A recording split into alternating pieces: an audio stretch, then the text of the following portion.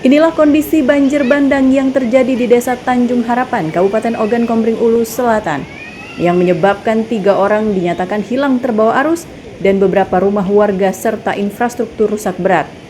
Kepala Badan Penanggulangan Bencana Daerah BPBD Oku Selatan Ramli Koni mengatakan hujan dengan curah tinggi di wilayah tersebut menyebabkan sungai meluap dan memicu terjadinya banjir bandang.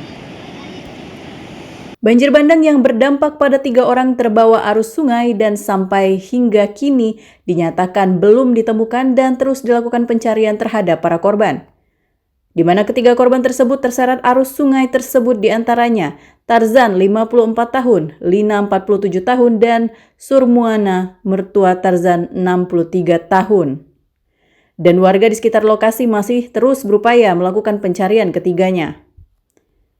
Dugaan sementara ketiga korban hilang tersebut sedang tertidur pulas di dalam rumah mereka dan tidak menyadari kejadian banjir, sehingga mereka tersapu oleh banjir yang datang dengan cepat.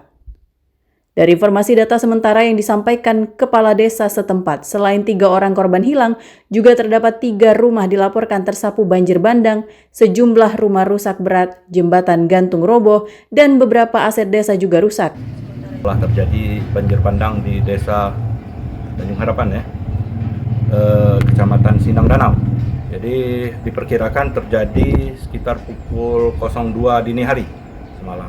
Namun informasi didapat kami sekitar menjelang subuh ya.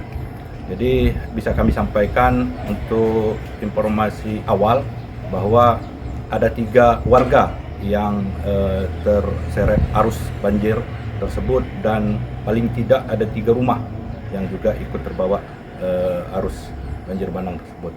Dan juga dilaporkan ada beberapa rumah dinyatakan rusak berat. Dan juga kami pada saat ini sedang melakukan pendataan. Adapun langkah-langkah yang dilakukan bahwa BPBD sudah berkoordinasi dengan TNI Polri dan juga pihak Basarnas untuk melakukan upaya-upaya penanggulangan ke lapangan. Jadi tadi sudah dilepas personil dari BPBD dan juga dari TNI Polri. Ramli Koni menambahkan sebagai respons terhadap bencana ini, BPBD Sumatera Selatan telah mendirikan posko kesehatan di lokasi untuk membantu warga yang terdampak. Dari Kabupaten Ogan Komering Ulu Selatan, Sumatera Selatan, Teddy Hendrawan, iNews melaporkan.